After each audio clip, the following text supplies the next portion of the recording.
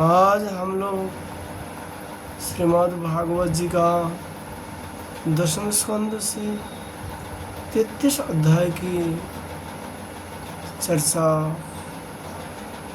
करूँगा।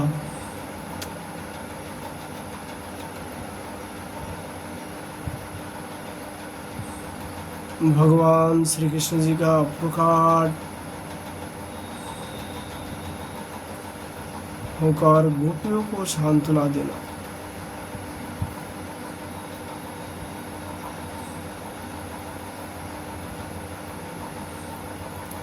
श्री शुगवाच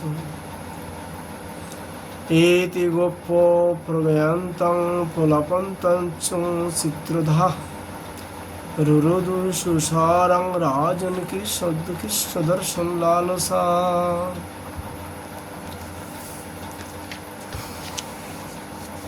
सुखदेव जी महाराज राजा परीक्षित से कहा, हे परीक्षित, भगवान की प्यारी गोपियाँ विरह की आवेश में इस प्रकार भांति भांति से गाने और प्रलाप करने लगी। अपने कृष्ण प्यारे की दर्शन की लालसा से वे अपने को रोक ना सकी। करुणा जनो सुमधुर स्वर से फूट फूट कर रोने लगी। ठीक उसी समय उनके बीचों बीच भगवान श्री कृष्ण प्रकट हो गए। उनका मुंह कमल मंद मंद मुस्कान से खिला हुआ था। गले में बनमाला थी, पीताम्बर धारण किए हुए थे। उनका यह रूप क्या था? सबके मन को मात डालने वाले कामदेव के मन को भी मतने वाला था। कोटि कोटि कामों से भी सुंदर परम मनोहर प्राण वल्लभ श्याम सुंदर को आया देख गोपियों को नेत्र प्रेम और आनंद से खिल उठे। वे सब के सब एक ही साथ इस प्रकार उठ खड़ी हुई, मानो प्राणहीन शरीर में दिव्य प्राणियों का संचार हो गया हो। शरीर के एक एक अंग में नवीन चेतना, नूतन स्फूर्ति आ गई हो। एक गोपी ने बड़े प्रेम और आनंद से श्री कृष्ण के करकमल को अपने दोनों हाथों में ले लिया और वह धीरे धीरे उसे सहलाने लगी। दूसरी गोपियों ने उनके चंदन चर्चित भुजदंडों को अपने कंधे पर रख लिया।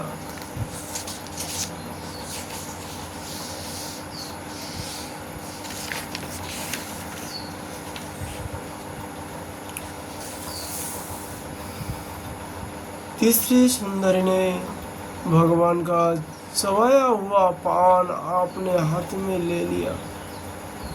चौथी गोपी, जिसके हृदय में भगवान के विरह से बड़ी जलन हो रही थी, बैठ गई और उनके चरण कमलों को अपने वक्षस्थल पर रख लिया। पांचवी गोपी प्रणय कोप से विभोर होकर भौवे चढ़ाकर दांतों से होठ दबाकर अपने कटक बाणों से बीतती हुई उनकी ओर तकने लगी। छोटी गोपी अपने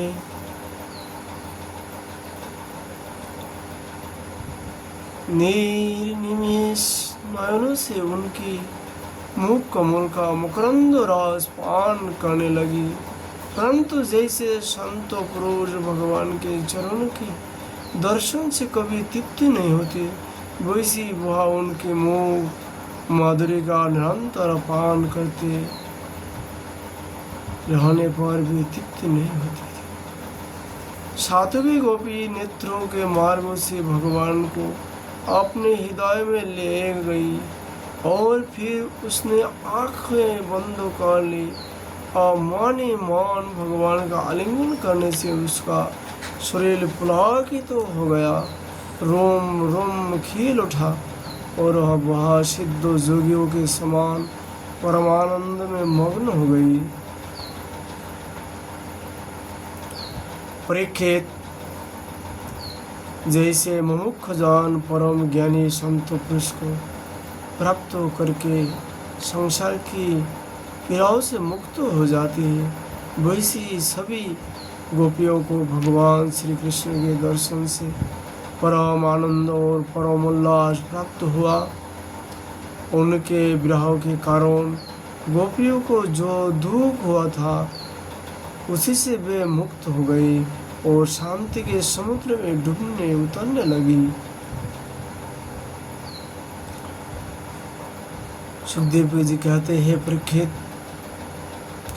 जो तो भगवान श्री कृष्ण अच्युत और एक रस है, उनका सौंदर्य और माधुर्य निरतिशय है, फिर भी विरह व्यथा से मुक्त हुए गोपियों के बीच में उनकी शोभा और भी बढ़ गई। ठीक वैसी ही जैसे परमेश्वर अपने नित्य ज्ञान बल आदि शक्तियों से सेवित होने पर और भी शोभायमान होता है। उसके बाद भगवान श्री कृष्ण ने उन ब्रज सुंदरियों को साथ लेकर जमुना जी के पुलिन में प्रवेश किया। उसी समय खिले हुए कुंद और मंदिर के पुष्प के सुरभि लेकर बड़ी ही शीतल और सुगंधित मंद मंद वायु चल रही थी और उसकी महक से मौत वाले होकर भोरे इधर उधर मंडरा रहे थे। शरद पूर्णिमा के चंद्रमा की चांदनी अपनी निराली ही छटा दिखला रही थी।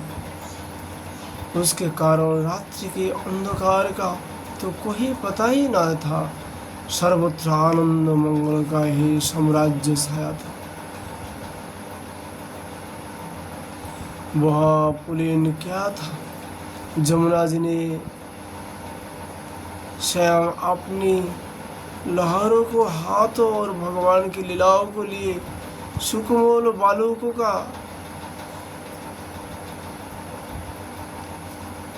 रंग मांस बनाए रखा था।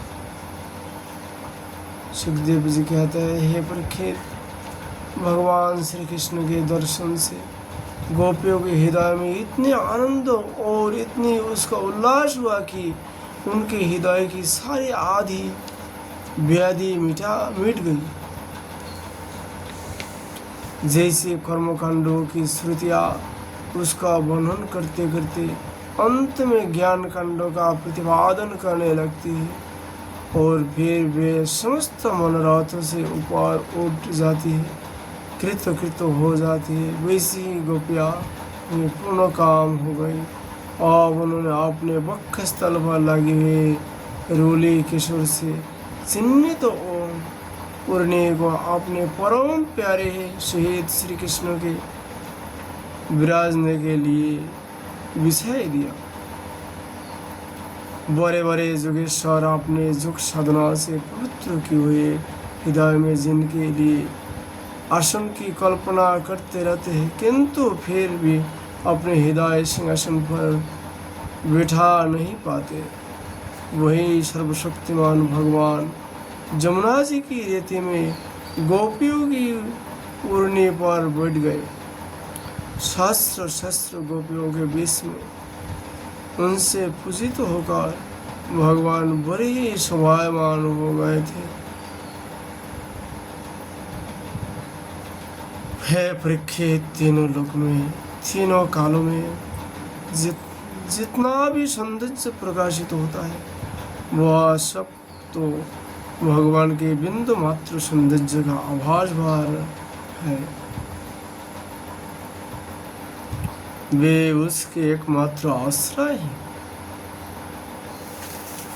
भगवान श्री कृष्ण अपने इस अलौकिक सौंदर्य के द्वारा उनके प्रेम और आकांक्षाओं की ओर भी उभार रहे थे। गोपियों ने अपने मंद मंद मुस्कान, विलासपूर्ण सिद्धवान और तिरछी भौं से उनका सम्मान किया। किसी ने उनको चरणों कमलों को अपने गोद में रख लिया, तो किसी ने उनके कर कमलों को वे उनके संस्पर्श का आनंद लेते हुए कभी कभी कहा उठती थी, कितना सुकुमार है, कितना मधुर है। इसके बाद श्री कृष्ण के शिव जाने से माने मान तनिक रूट कर उनके मुंह से ही उनका दोष स्वीकार करने के लिए वे कहने लगी,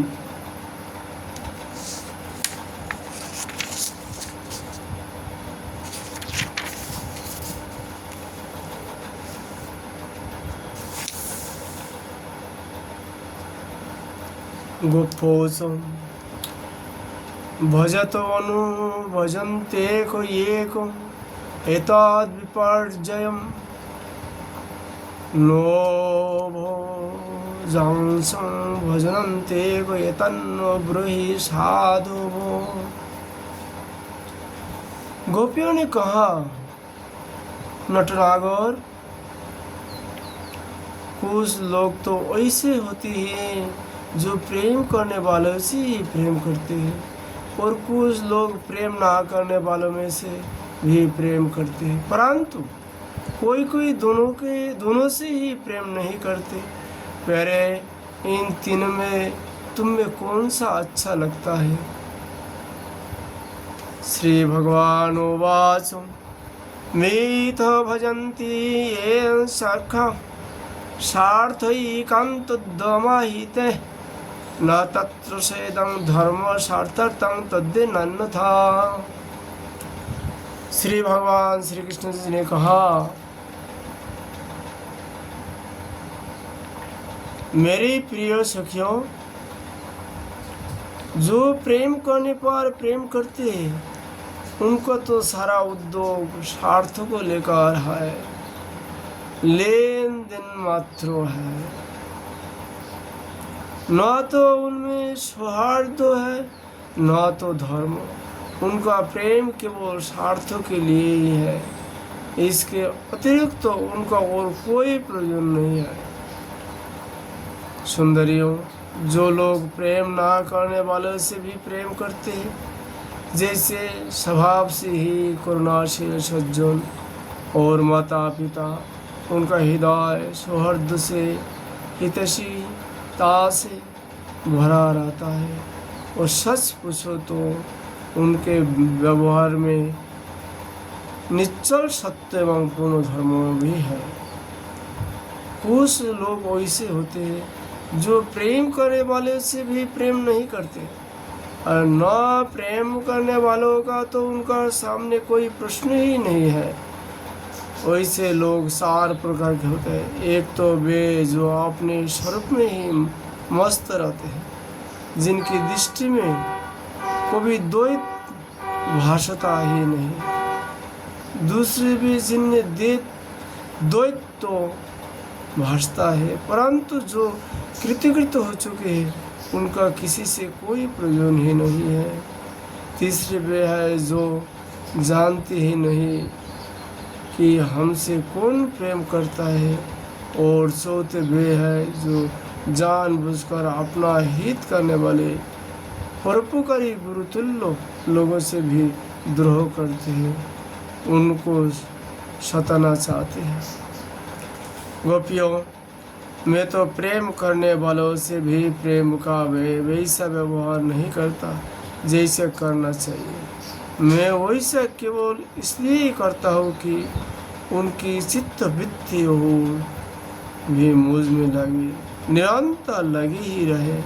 जैसे निर्धन पुरुष को कभी बहुत सा धन मिल जाए और फिर खो जाए तो उसका हृदय खोए हुए धन की चिंता से भर जाता है, वैसे मैं भी मिलकर छिप जाता हूँ। गोपियों, इसमें संदेह नहीं कि तुम लोगों ने मेरे लिए लोक मर्यादा, वेद मार्ग और अपने सागे संबंधियों को भी छोड़ दिया है। वैसी स्थिति में तुम्हारी मनोवृत्ति और कहीं ना जाए। अपने सौहार्द और सुहाग की चिंता ना करने लगे।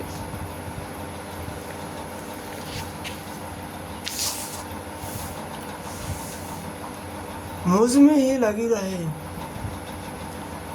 इसलिए परख रूप में तुम लोगों से प्रेम करता हुआ ही मैं छिप गया था। इसलिए तुम लोग मेरे प्रेम से दोष मत निकालो। तुम सब मेरी प्यारी हो और मैं तुम्हारा प्यारा हूँ।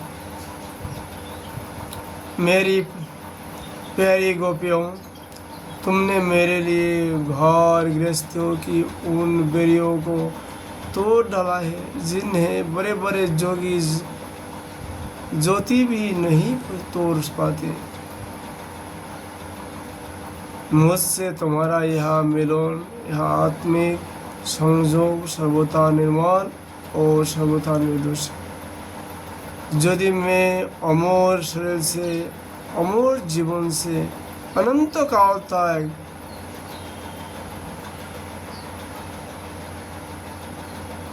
तुम्हारे प्रेम, सेवा और त्याग का बदला चुकाना चाहो तो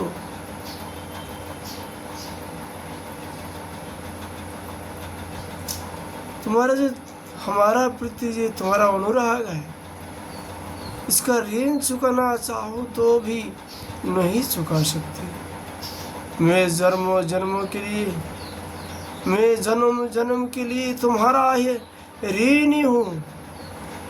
तुम अपने सौम्य स्वभाव से, प्रेम से मुझे ऋण कर सकती, परंतु मैं तो तुम्हारा ऋणी हूँ। ऋणी से कोई मुक्ति नहीं कर सकता। इति श्रीमद् भागवते महापुराण पारमहंस संहिता दशम स्कंदे पूर्वार्धे रासक्रीडायां गोपी शान्तानां दातृ श्रद्धायो।